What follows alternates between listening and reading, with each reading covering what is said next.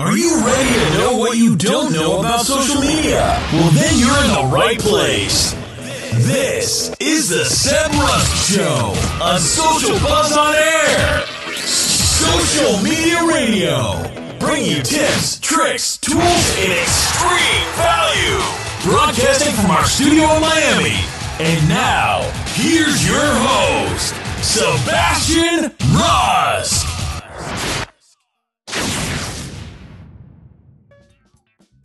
Oh, yeah. What is happening, everybody? Sebastian Rusk here, your host. As always, hey, welcome to the show. My guest this week, my good friend, longtime mentor, and just, gosh darn it, the smartest guy I know. The always entertaining Mr. Baer, out with his 6th best-selling book, Talk Triggers. It's got a picture of 2 cute little alpacas on the front in this episode. Jay explains what those alpacas are really all about.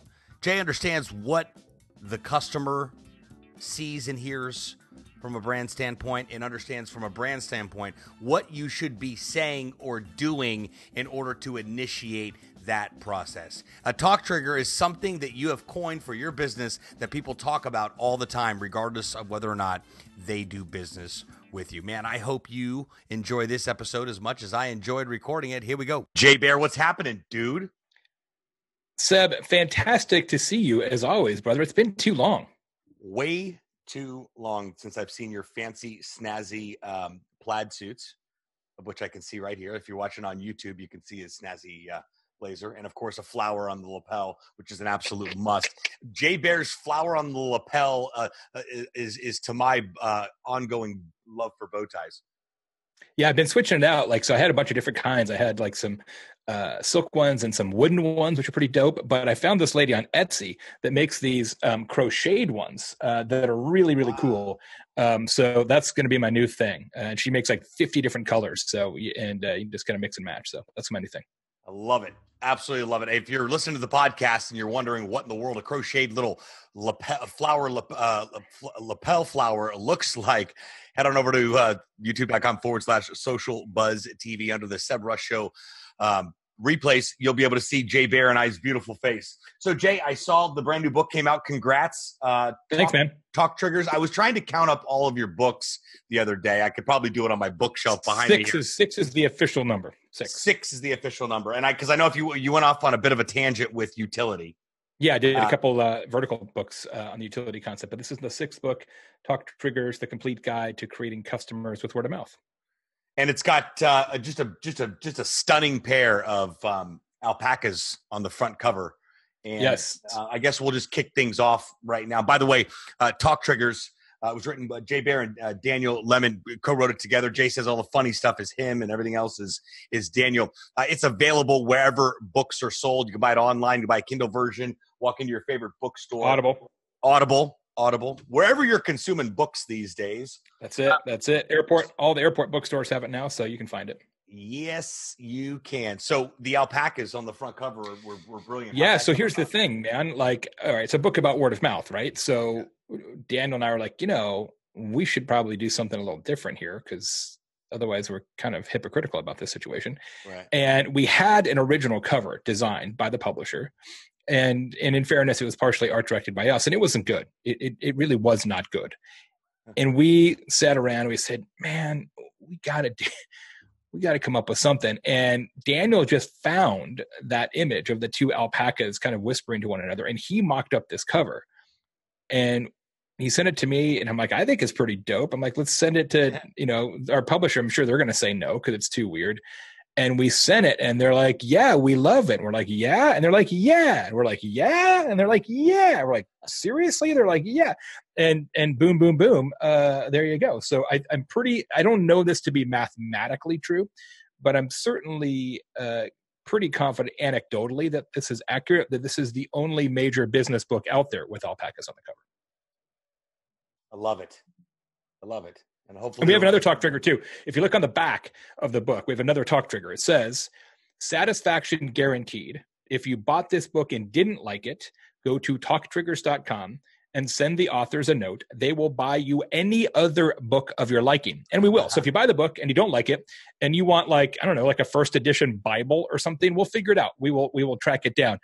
And that is our talk trigger. So there's literally no risk to buy this book. If you don't like it, I will buy you any other book you want, period. Daniel said, well, what happens if somebody wants like a $10,000 cookbook? I'm like, well, then we'll buy him a $10,000 cookbook. Like we made the offer. You got to back it up. And I'll also write a press release about it. But that being the case, so if you're like, I'm not sure if I want to buy it, you might as well buy it because you literally have no risk. Right. Right. I love it. I find it really interesting how we're able now based on technology, we're able to implement or integrate rather is a better word. So many of our existing solutions or specific offers like this one. Hey, listen, if you don't like the book, I'll buy you within the book. It's like, hey, listen, for more information on this, I don't want to go off on a tangent because that's not what this chapter is about, but visit bit.ly / the info I'm talking about here and send them elsewhere while they're in the book. I mean, people can literally start making buying decisions while reading your book now. Yeah. And there's, look, a book has to be a certain form. It has to be, relatively speaking, a certain length. And so we actually have a ton of content at talktriggers.com, which is dope stuff that's not in the book, right? So we've got infographics, research reports, videos, book club discussion guide, PowerPoint presentations if you want to pitch this to your boss, like all kinds of stuff at the website that obviously didn't fit in the book, but talktriggers.com is like a playground of stuff. That's brilliant. I think most books these days, if the author's smart, do have a website attached to them because number one, it's easy to remember a URL. They know exactly where to go, where they can buy it, but they're getting more information. But they're also getting the additional bells and whistles on here. So, Talk Triggers. It's a catchy title. You got the alpacas on the front. Shit, just looking at the covers, like I'll read that. That looks like you're interested in business and you're interested in figuring out how the customer thinks and acts this day and age. This is going to be a book that you'd be interested in. So, how did the title come up? I've been writing about this premise since 2011. Like I've got blog posts talking about talk triggers going back that far. So I've been dancing around this concept for a really long time. I just didn't think it was going to be a book, and now it is. And it's the best book I've written. It really is. And there are people who you and I know and respect. You just go to Amazon, look at the reviews, who say it's the best business book they've ever read. Now, I wouldn't say that, but some people have. We're really proud of it. And let me explain what a talk trigger is. I think that'll be useful. A talk trigger is a strategic operational differentiator that compels word of mouth, something that you do different in your business that customers remember and tell each other about. Because, Seb, the best way to grow any business at all, is for your customers to grow it for you. And that's where word of mouth comes in. But what's crazy is that in this sort of modern social media era, we have kind of gone to sleep. We sort of took a nap on the importance of word of mouth. And we're like, all we need is a good Facebook page. It's like, no, you need a little more than that. So the research shows that between 50 and 91% of all purchases are influenced by word of mouth. Massively important. Yet here's the crazy thing. Nobody has a word of mouth strategy. You got a desk full of strategies. You got a marketing strategy, you got a content strategy, social strategy, PR strategy, sales strategy, hiring strategy, you got all these strategies. Nobody has a word of mouth strategy. We just take it for granted. We just assume that our customers will talk about us. But why do we make that assumption? And what are they going to say? Like, we just figure, well, if we run a good business, people will talk about us and that will naturally occur. That's not a good way to run your business, right? So the whole idea of a talk trigger is finding one thing that you can do different that your customers don't expect. And because they don't expect it, they tell other customers about it. And that's how you grow your business. And it's on steroids now. I mean, it's like, yeah. And social media is what amplifies it, right? Right. I mean, 100%, because we can't wait to brag about. I heard somebody say the other day, if you compliment a woman on her shoes, she's either going to brag about where she got them or brag about the deal that she got on them, how cheap she got for them. So there's again, I guess men don't really talk about those, getting specific deals. So I didn't mean to specify female there, but that was the context of the example there. #disclosure. So you use a lot of examples here of brands that take advantage of talk triggers. One that you and I are real familiar with in our Social Fresh days of DoubleTree. and those Yeah. incredible warm chocolate cookies that you are greeted with as soon as you check in. Yeah, it's one of the most, I will say, DoubleTree's chocolate chip cookie routine is one of the most successful word of mouth strategies of all time, because they have been giving every guest a warm chocolate chip cookie at check-in every day for 30 years. Wow. 30 years. Wow. Every day they give out now 75,000 cookies. Okay. Unbelievable. We did a whole bunch of research for this book, as I do for all my books. Spent a bunch of time, a bunch of money on professional first-party research. One of the research projects, we did 4 projects. One of the research projects for this book was Daniel and I surveyed hundreds and hundreds and hundreds of DoubleTree customers. And we found that 34% of them, more than 1 in 3, have mentioned that cookie specifically to somebody else without being asked about it in the last 30 days. So what this means mathematically is about 25,500 people every single day tell somebody else about this cookie. Companion question, Seb. When's the last time you saw a DoubleTree ad? Probably been a while. Yeah. Because largely the cookie is the ad and the customers are the marketing department. And that's when you know you've got a word of mouth strategy that works. Like, you may have heard this saying. It's not entirely true, but it's at least partially true. And the saying is that advertising is a tax on the unremarkable. There's some truth to that, right? And if you have a word of mouth strategy, if you give your customers a story to tell, and they tell it over and over and over every day, every week, every month, every quarter, every year for 30 years, you don't need to buy ads. Yeah. Customers are doing it for you. You can buy those on you can buy them online. Last time I saw them was or last time I thought about them was when Vincenzo opened up his box from you. Oh yeah. He and Amy, I sent him some cookies. We had a small number of tins of cookies that DoubleTree gave us on a partnership because they're featured in the book and stuff. And so we sent a few of them out. Those cookies are really great. Now, when you get them shipped to you like that, they're good. I mean, they're still really good cookies, but it's not quite the same. That's exactly what. Yeah. When you get them in the hotel, they're warm, right? They take them out of the oven and hand them to you. It's actually a big part of the success of the Talk Trigger, because there's 14 brands in the Hilton portfolio, okay? Each of them has their own brand positioning. DoubleTree's brand positioning is the warm welcome. So they want to own the 8 or 9 minutes from the time you step into the hotel until you step into your room. So they spend a lot of time on lobby design. They train their front desk employees more so than most hotels. And this cookie ceremony, and it really is a ceremony, is a big part of it. It's not a pile of cookies on a counter. It is, they turn around, they reach into an oven, they pull out a cookie, they put it in a paper sack, they turn back to you, and they hand it to you hand to hand. It's like a Japanese tea ceremony, but it's an American company, so it's a 310-calorie cookie. So that makes a lot of sense, right, in the context of the warm welcome. If it was just a pile of cookies, you're like, okay, I'm not quite that interested in it. And that's one of the key things about a talk trigger is it has to make sense, right? It has to be relevant. It has to tie back to your larger brand story. So there's another story in the book about a locksmith in New York City. His name's Jay Sofer. And he's the highest rated locksmith in New York City on Yelp. And he's actually one of the highest rated businesses in Manhattan of any kind, if you can imagine. That's a pretty high bar to clear. His talk trigger is dope. So he fixes your locks or whatever. And then before he leaves, he oils every single window and door lock in your house.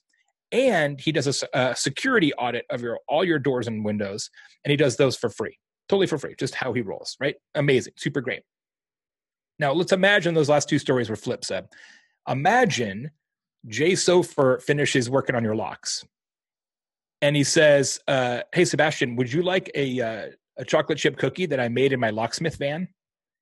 He'd be like, bro, no, not at all. Like, I don't. A little bit. That sounds terrifying and unsafe. And imagine the other way around. If you go to DoubleTree and they say, hey, Mr. Russ, before you get to your room, would you like us to do a security audit? You're like, hey, is that a thing that's necessary? Because if so, I'd like to check out right now, right? Yeah. So the talk trigger, you can't just randomly pick something, right? And that's why this book exists. It's an actual It's an actual playbook, step by step by step by step, for how to figure out the differentiator for your business that people will talk about. And it's the exact same process, like the exact same process that we use in my consulting firm, Convince and Convert, to do this work for brands, right? So we just took what we do and we wrote a book about it.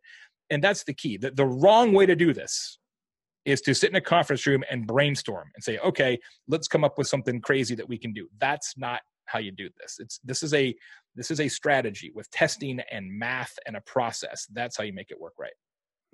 And math, boy, that's warm and fuzzy. Well, I mean, here's the thing.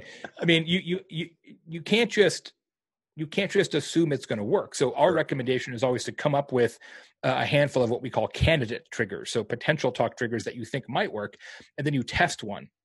And then you measure the talkability of it. So you look in social, you look in review sites, you survey your customers. And what you're looking for is a talkability rate of 1 in 5, 20%, something like that. And if you get to that threshold, then you know there's a there, and then you roll it out across the whole company. But you can't just like, hey, starting tomorrow, we march an elephant through the conference room and that's going to be fun. Like, that's not a strategy. That's a lottery ticket. And what we're trying to do is convince people that like surprise and delight and shock and awe, like there's a place and a time for that stuff, but that's not a word of mouth strategy, right? You have the same kind of rigor for your word of mouth strategy that you have for your social media strategy or any other strategy. It's just that we typically don't. So that's what we're trying to fix with this book. I think I did that unintentionally with the shirts. Podcasts suck. Yeah. if you don't have one. I mean, it's a play off of obviously the original, the OG Social Media Sucks book, but this t-shirt, which is all I wear now. If I'm not on stage, I'm not wearing a bow tie. So I just wear this and jeans and sneakers because that's just how I roll now. But this shirt makes it easy to dress. It totally is. One less thing to think about.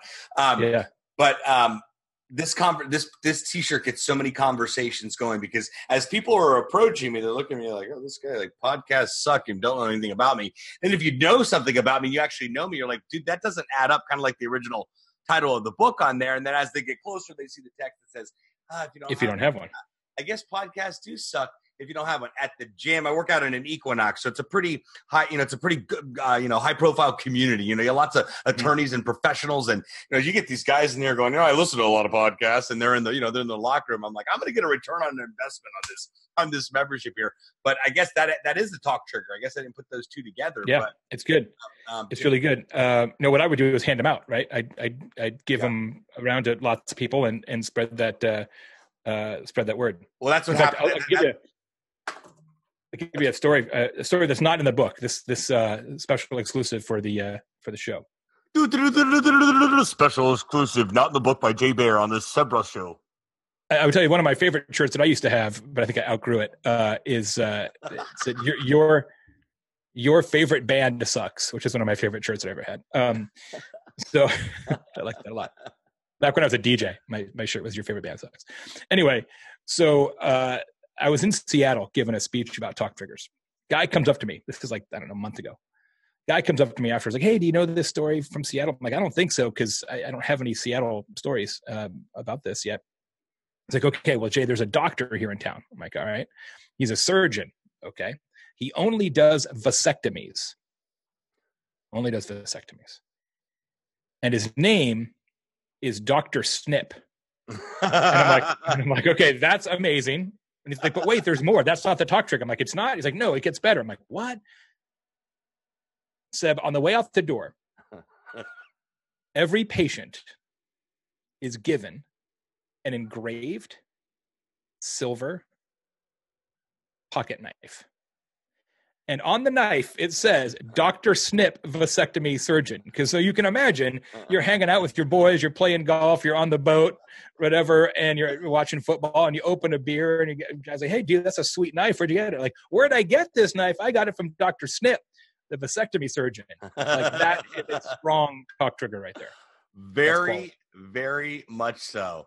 I guess this gets my mind spinning. I guess the book probably does the same thing. That really is part of the goal of it is to get people thinking about talk triggers that we've already identified with. That we may not associate as talk triggers. It's not marketing. This is the really important point. It's a talk trigger is not marketing. It's an operational decision that creates a marketing advantage. DoubleTree giving you a cookie is not marketing. Dr. Snip giving you a knife is not marketing. It's something that they chose to do in their operations that then makes your marketing work that much better. Mm-hmm. So this is not a stunt, right? This is not let's do something crazy to get people talking about us and hope it goes viral on Reddit or whatever. That's not what this is. This is something that happens every day for every customer every time. And as a result, some of those customers will tell other customers about you. Which we love to do. We love to tell other people about things that we know, like, and trust, and that we love. Most of us. You certainly do. I do. Most of us. We actually have another research project in the book that talks about the 4 types of audiences, 4 types of customers for each business, and which of them. We did a whole project on this. Some types of customers are super into, I got a knife. Other customers, even though they got a knife, won't ever tell anybody. It's just the way we're wired. And there are some demographic and psychographic characteristics that are markers for those behaviors, but a lot of it's just kind of how you are. So the idea that, hey, we're going to have a talk trigger and 90% of our customers are going to talk about it. No, you'll never get more than 40%. It's like literally not possible. It's because of the way people's minds work. So what you want is for the people who are into this kind of thing to be super into it. And those who are kind of into it to also talk to some of their people about it, right? So it's the nature of any kind of customer group. They don't behave homogeneously as much as we would like them to.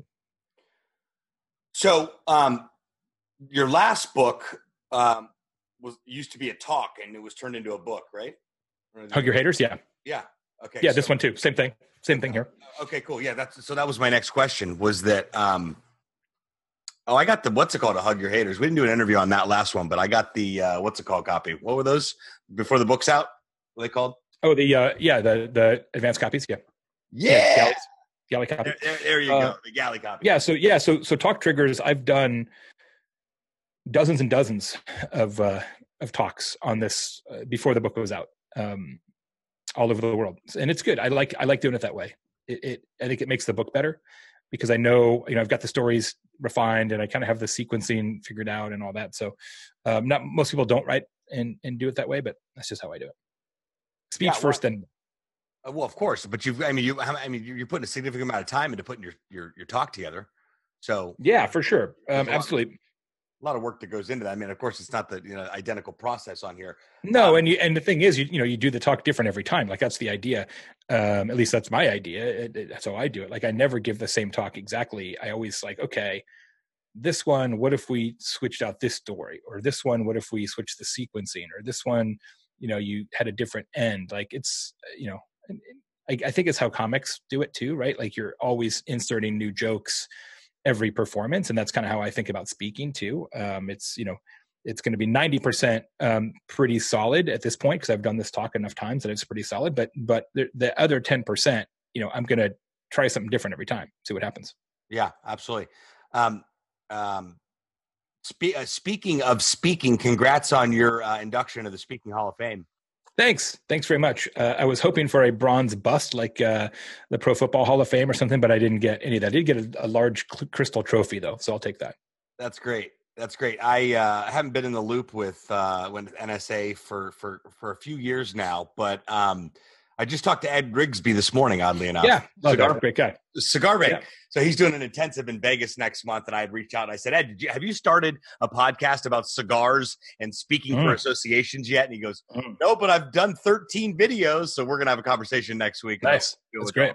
But yeah, NSA is great. I look forward to getting back to one of their annual meetings. Yeah, and there's a ton of new members, like people that you and I know, sort of how to characterize this, a younger group of speakers and a group of speakers that tilt more on the marketing side. There's a lot more of that group joining the association now, which is great to see. And really good leadership now. Dan Thurman, who's a buddy of mine, is the president this year. So there's a really good group of leaders as well. They have a new CEO at the National Speakers Association, so they're making a lot of changes in terms of how they do business. So it's nice to see. Absolutely, I look forward to rocking that stage as MC one year. So absolutely, this year's summer event is in Denver, so get your ass out there. That's a good idea. Oh yeah, Denver, never a bad idea at all. You used two more examples. I want to touch on one of them. One was Sure. I never even thought about the giant menu at Cheesecake Factory, other than there being a giant factory. When I think Cheesecake Factory, I think they're going to have great cheesecake.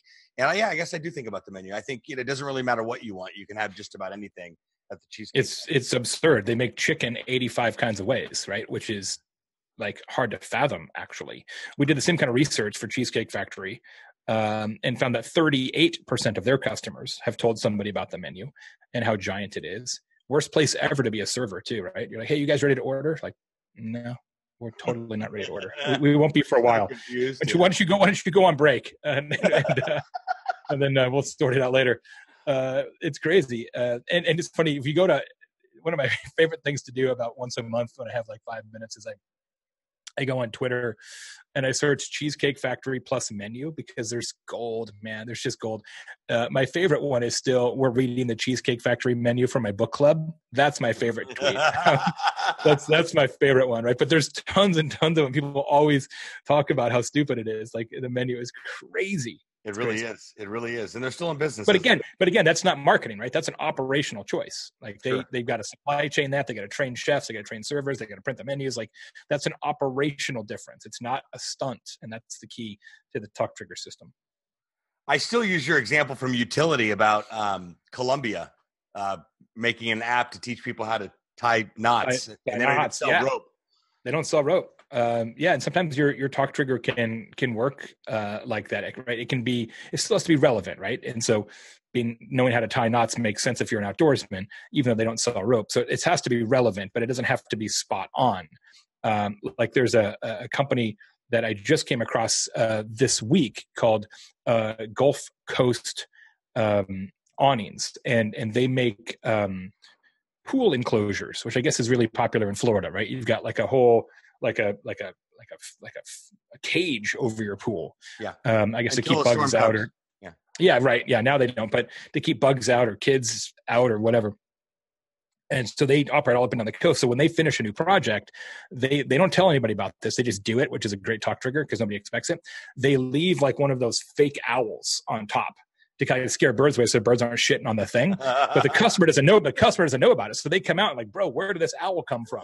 And that's their talk trigger. So he's always in social media like, hey, did you guys leave it? Did you guys forget an owl? And it's like, no, that's for you. That's our gift to you, right? It's a nice one. It's good. That's fantastic. So we're wrapping things up here, and I appreciate you carving some time out of your day here. My pleasure. Anytime. Let's and that's one thing about you, Jay. And I'm gonna tell my audience about that. You can learn from this individual. Number one, he's just been an incredible mentor to me over the past eight plus years. I've been figuring this whole wonderful world of entrepreneurship and branding out. But somebody said to me one time, that Jay Baer, he always makes time for you. And that is true. And not just me specifically, for people around you. So I appreciate that. You always stay humble, even though this guy is crushing the speaking game, by the way. That's what I was going to talk about regarding speaking before we wrap up here.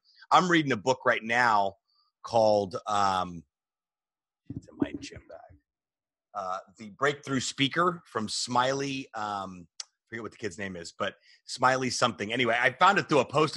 Anyway, kid's a millennial. I know of the book, but I haven't read it.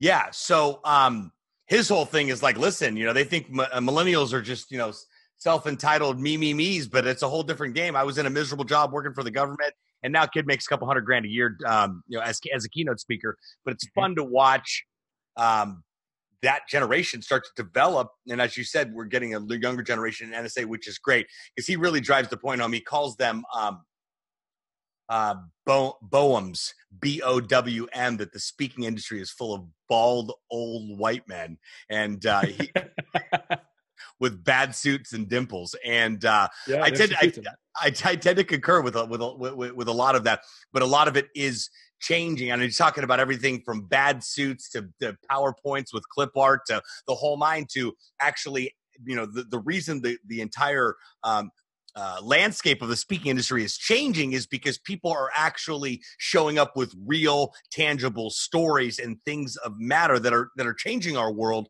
but also have to do with business and what's going on. So I'm only in the first chapter of reading what's going on, but it's fun to see that I'm getting schooled by a millennial on how to build a speaking business.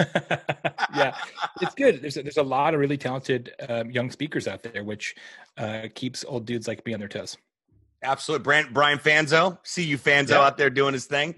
Fanzo's out there crushing it. He totally is.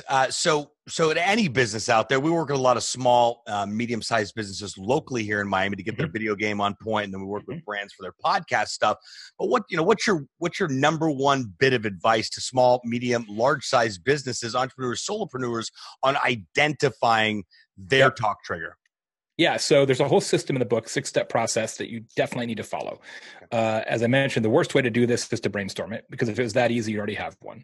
So you got to follow the process. And the key to the process is the first part, which is to actually talk to your customers. So what we advise is to first create a customer journey map, like figure out all the different touch points you have with your clients, right? So when do you actually interact with them? Like when they walk in, when you email them back, like, you kind of map all that out, right?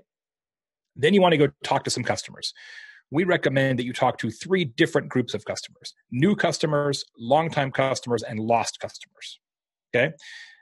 5 conversations in each group is sufficient. 5, 5, 5.